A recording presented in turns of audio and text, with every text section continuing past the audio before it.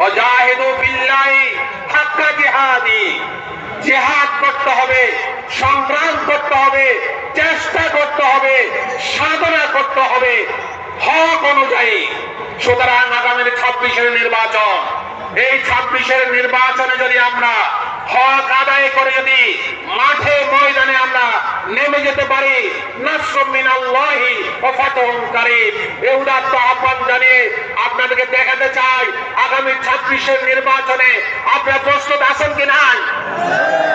আলহামদুলিল্লাহ, আল্লাহ তাআলা হাতগুলো কবুল করুন। আসসালামু আলাইকুম ওয়া রাহমাতুল্লাহি ওয়া বারাকাতুহু।